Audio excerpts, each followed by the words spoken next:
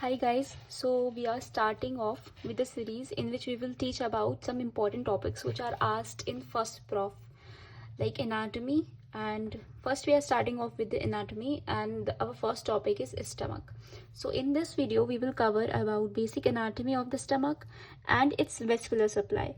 Nerve supply and lymphatic drainage we will discuss in another video. Okay, so this is how they ask a question in the prof exam, that describe the stomach with its vascular supply, its nerve supply, lymphatic drainage, and its applied anatomy. Okay, applied anatomy is the thing that they are asking too much nowadays.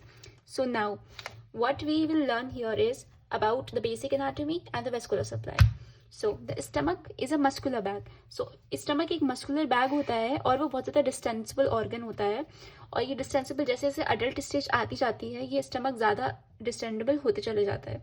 Okay, so it is the most distendable part of the digestive tube. Now it is connected above with the oesophagus and नीचे ये duodenum के साथ connected होता है. ठीक है, oesophagus से food आता है and it goes into the stomach and then it goes into the duodenum, and this is the reservoir of the food and it helps in the digestion also, digestion of everything. Carbohydrate, protein, fat, तीनों का digestion stomach के अंदर होता है. अब इसकी location की बात आती है तो ये हमारा अपर और लेफ्ट पार्ट में होता है बॉडी के. ठीक है, इस तरह से बॉडी में ईसोफेगस आता है एंड ये इस तरह से हमारा स्टमक बॉडी के लेफ्ट और अपर पार्ट में रहता है, इस तरीके से कि ये बॉडी के एपिगेस्ट्रिक, अम्बिलिकल और द लेफ्ट हाइपोकॉन्ड्रियम रीजन को कवर करता है. It covers epigastric, umbilical and the left hypochondriac region. And इसका जो मोस्ट ऑफ द पार्ट होता है, ये जो हमारी कोस्टल रिब्स होती हैं, जो हमारी सबसे नीचे वाली रिब्स होती हैं लेफ्ट साइड की, वो पूरा उसको कवर करके रखती है. तो काइंड ऑफ हम लोग कह सकते हैं कि stomach is a protected organ with the help of coastal margins. Okay, अब इसकी शेप क्या होती है? इसकी शेप जो होती है वो पर्सन टू पर्सन वेरिएबल होती है कि पर्सन का फिजिक कैसा है. लाइक जो नॉर्मल और एक्टिव पर्सन होते हैं, जिनको हम लोग कहते हैं स्थेनिक पर्सन्स, स्थेनिक में it is J shaped, stomach is J shaped. जो वो बहुत ज़्यादा थिन लोग होते हैं, बहुत ज़्यादा थिन एंड टॉल पीपल होते हैं, उनमें they are called as hyposthenic and उसमें भी जे शेप्ड होता है. बट जो बहुत ज़्यादा ब्रॉड, स्ट्रॉन्ग और बहुत ही ज़्यादा एक्टिव लोग होते हैं लाइक एथलीट्स, उनके अंदर जो स्टमक का शेप है it is horizontal. Right now इसकी साइज और कैपेसिटी भी एज के साथ साथ बहुत ज़्यादा वेरिएबल होती है. लाइक बर्थ के टाइम पे इसका जो कैपेसिटी है वो बहुत ज़्यादा कम होती है. बर्थ के टाइम पे it's only 30 ml and at the time of puberty it becomes 1 litre and adults it becomes 1.5 to 2 litres. So age के साथ साथ इसकी कैपेसिटी इंक्रीज होती जाती है क्योंकि हमारा जो स्टमक है वो ज़्यादा डिस्टेंसिबल होते चले जाता है. अब इसके दो ओरिफिसेस होते हैं, दो कर्वेचर्स होते हैं. ओके, जो हमारा दो ओरिफिसेस हैं वो है हमारा एक कार्डियक ओरिफिस और एक होता है हमारा पाइलोरिक ओरिफिस. जो कार्डियक ओरिफिस होता है वो स्टमक का ऊपर का ओरिफिस होता है, जो हमारे T11 वर्टिब्रा के लेवल पे पाया जाता है. पाइलोरिक ओरिफिस नीचे वाला ओरिफिस होता है जो L1 लेवल पे पाया जाता है. इसके दो कर्वेचर्स कौन कौन से हैं? एक होता है लेसर कर्वेचर, जो हमारा छोटा कर्वेचर होता है, it's called as lesser curvature. And एक बड़ा कर्वेचर होता है जिसको हम लोग कहते हैं ग्रेटर कर्वेचर. लेकिन लेसर कर्वेचर में जो एक पार्ट होता है it is called as इंसिसुरा terminalis. एक एंगुलर नोच होती है ये, जो हमारा सबसे ज्यादा डिपेंडेंट पार्ट होता है. लाइक अगर किसी ने एसिड पी लिया या कोई ऐसा पॉइजन पी लिया तो इस पार्ट में जाके वो जमा हो जाएगा और इस पार्ट को सबसे ज्यादा इरिटेट करता है. इसीलिए हम इसको बहुत ज्यादा डिपेंडेंट पार्ट बोलते हैं स्टमक का, जो कि कहाँ प्रेजेंट है? लेसर कर्वेचर के ऊपर. ग्रेटर कर्वेचर पे हमारे दो लिगामेंट्स अटैच होते हैं. एक तो गैस्ट्रोस्प्लीनिक लिगामेंट जो हमारा स्टमक और स्प्लीन को कनेक्ट कर रहा है, और एक हमारा गैस्ट्रोफ्रेनिक लिगामेंट जो स्टमक और डायफ्राम को कनेक्ट कर रहा है. ठीक है, अब इसके अलावा लेसर कर्वेचर अटैचमेंट देता है लेसर ओमेंटम को और ग्रेटर कर्वेचर अटैचमेंट देता है ग्रेटर ओमेंटम को. तो एक सिंपल सा डायग्राम इधर है हमारे पास में जिसमें स्टमक की बेसिक एनाटॉमी दी हुई है. तो ये हमें दिख रहा है. ठीक है, तो यहाँ पे हमने क्या पढ़ा था कि स्टमक के दो ओरिफिस हैं. ये है हमारा कार्डियक ओरिफिस, ये हमारा कार्डियक ओरिफिस है, और ये हमारा पाइलोरिक ओरिफिस है. ठीक है, ये हमारा पाइलोरिक ओरिफिस हो गया है. अब इसमें ये जो है हमारा this part, this is called as a lesser curvature and this whole part is called as a greater curvature. और ये पूरा का पूरा जो पार्ट है इसको इस तरीके से हमारे कोस्टल रिब्स कवर करते हैं, इस तरीके से. ठीक है, तो ये इतना पार्ट इसका कवर्ड रहता है। एंड इसके बाद में यहाँ पर हमारा स्प्लीन जुड़ा हुआ होता है काइंड ऑफ, तो ये गैस्ट्रो स्प्लीनिक लिगामेंट है। और ये जो डायफ्राम का क्रस होता है यहाँ पर हमारा, ठीक है, ये मैंने ज़्यादा रिप्स बना दी हैं यहाँ पर, सेकेंड, हाँ, तो ये मैंने ज़्यादा रिप्स बना दी हैं। तो यहाँ पर हमारा डायफ्राम का क्रस होता है इस तरीके से, तो उसको कनेक्ट करता है गैस्ट्रोफ्रेनिक लिगामेंट इधर से, ठीक है, गैस्ट्रोफ्रेनिक लिगामेंट। और यहाँ पे हमारा पूरा जो रहता है इट्स द ग्रेटर ओमेंटम, और यहाँ पे हमारा रहता है पूरा लेसर ओमेंटम, ठीक है। ये हमारी बेसिक एनाटॉमी स्टमक की हो गई है। अभी इसके अलावा और क्या क्या चीज़ें बचती हैं, लेट्स सी। अब इसके सरफेसेस आते हैं। अब हर ऑर्गन के दो सरफेसेस होते हैं, एक होता है एंटीरियर, एक होता है पोस्टीरियर। इतना ही बोल सकते हैं, कुछ लोग इसको एंटीरियर सुपीरियर, पोस्टीरियर इन्फीरियर भी बोलते हैं, but this is enough, anterior and posterior बोल सकते हैं।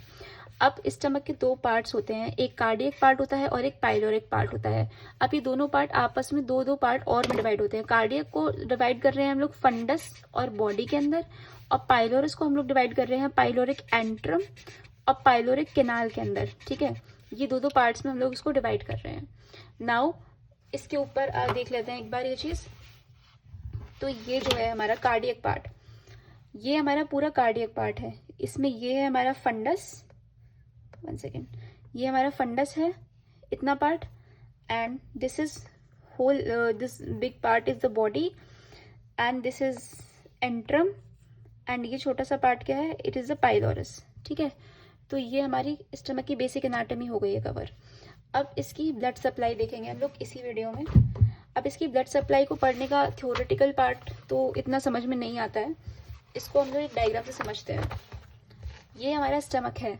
अब एक सीलियाक ट्रंक निकलता है एब्डोमिनल एओर्टा से, ठीक है। अब ये सीलियाक ट्रंक वेरिएबल बहुत सारी ब्रांचेस देता है डिफरेंट, जिससे हमारा स्टमक की सप्लाई होती है।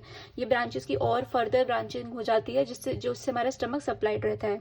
अब ये सीलियाक ट्रंक है। सबसे पहले ये क्या क्या ब्रांचेस देती है, सबसे पहले ये दे रही है लेफ्ट गैस्ट्रिक आर्टरी। ये पूरी लेफ्ट गैस्ट्रिक आर्टरी जो हमारा आधा लेसर कर्वेचर को सप्लाई दे रही है, और थोड़ा सा पार्ट ये ईसोफेगस को भी सप्लाई करती है, जो हमारा स्टमक से अटैच्ड पार्ट है, ठीक है। लेफ्ट गैस्ट्रिक आर्टरी हो गई। उसके अलावा यही सीलियक ट्रंक दे रहा है हमें स्प्लीनिक आर्टरी, ठीक है। स्प्लीनिक आर्टरी क्या कर रही है, इससे फर्दर 3 ब्रांचेस निकल रही हैं। एक तो स्प्लीनिक आर्टरी से स्प्लीनिक ब्रांचेस तो निकलेंगे ही, जैसा नाम वैसा काम ये करेगा, ठीक है, जो हमारा स्प्लीन को सप्लाई करेगा एंड कुछ हद तक स्टमक को सप्लाई करेगा। अब ऊपर की तरफ जो आर्टरी निकलती है इससे एक और, उसको कहते हैं हम लोग short gastric artery, because it is short. ये सिर्फ फंडस तक जा रही है, ये फंडस को सप्लाई कर रही है। बाकी इसके अलावा इससे निकलती है एक लेफ्ट गैस्ट्रो एपिप्लाइक आर्टरी। जिस तरह से हमारी लेफ्ट गैस्ट्रिक आर्टरी आधे लेसर कर्वेचर को सप्लाई कर रही है, इसी तरह से लेफ्ट गैस्ट्रो एपिप्लाइक आर्टरी आधे ग्रेटर कर्वेचर को सप्लाई करती है, ठीक है। अब इन दोनों के काउंटर पार्ट्स होते हैं right gastric artery and right gastro epiploic artery, लेकिन वो हमारे डायरेक्टली सीलियक ट्रंक से अराइज नहीं हो रहे हैं। सबसे पहले अब सीलियक ट्रंक क्या कर रहा है, सबसे पहले सीलियक ट्रंक एक कॉमन हेपेटिक आर्टरी को, कॉमन हेपेटिक आर्टरी से आती है निकल के। कॉमन कह रहे हैं क्योंकि ये हमारी अभी तक कॉमन है। अब इससे फर्दर ब्रांचेस निकलती है, ठीक है। अब ये क्या कर रहा है, इससे हमारी निकलेगी right gastric artery, okay, this is the right gastric artery. And उसके अलावा निकलता है यहाँ से सुपीरियर, इसके अलावा निकलता है गैस्ट्रोडूडनल आर्टरी, जिसका रिलेशन थोड़ा सा पैनक्रियाज से भी होता है। यहाँ पर कहीं पे हमारी पैनक्रियाज होती है, जो first, second and third part से रिलेटेड होती है डूडनम के, ठीक है। अब ये निकल के आया हमारा गैस्ट्रोडूडनल आर्टरी। अब ये गैस्ट्रोडूडनल आर्टरी डिवाइड कर जाती है 2 में, जो कि हमारा राइट गैस्ट्रोएपिप्लाइक आर्टरी को, राइट गैस्ट्रोएपिप्लाइक आर्टरी इसी का एक ब्रांच है, जो कि इसका एक काउंटर पार्ट है, ठीक है। तो गैस्ट्रोडूडनल आर्टरी से निकल रहा है राइट गैस्ट्रोएपिप्लाइक आर्टरी, और बाकी इससे निकल रहा है सुपीरियर पैनक्रियाटिको-डूडनल आर्टरी। अब देखो यहाँ पे 2 ही तो स्ट्रक्चर्स हैं, एक डूडेनम है और एक पैनक्रियाज है, तो ये सप्लाई भी उसी को कर रहे हैं, superior pancreatico and the duodenal, okay. So this is how you can remember the name. Now एक और ब्रांच निकलती है। अब ये तो थी कॉमन हेपेटिक आर्टरी। अब कॉमन हेपेटिक आर्टरी से बाकी ब्रांचेस निकल गई, अब बची सिर्फ एक। This is called as a proper hepatic artery. Why proper hepatic artery? Because it is supplying only the liver, ठीक है। इसकी सप्लाई लीवर तक जा रही है, बिलियरी अपैरेटस तक जा रही है, एंड ये स्टमक को सप्लाई नहीं कर रहा है। So proper hepatic artery is a branch of, कुछ लोग बोलते हैं proper hepatic artery is a branch of right gastric artery, and some people say proper hepatic artery is a branch of common hepatic artery, but according to me common hepatic artery से right gastric artery निकल रही है और उस right gastric artery का part है proper hepatic artery. So proper hepatic artery is a branch of right gastric artery according to me, but different books say different things, so you can follow according to your wish. So this is how the vessels supply the blood, and इसके अलावा nerve supply और इसका lymphatic drainage हम लोग दूसरे video में cover करेंगे. So thank you so much. I will attach the images of these notes at the end of the video. You can take the screenshot of them. It will help you in the exams. So thank you so much, and if you like the video then please share it with your friends. And yeah.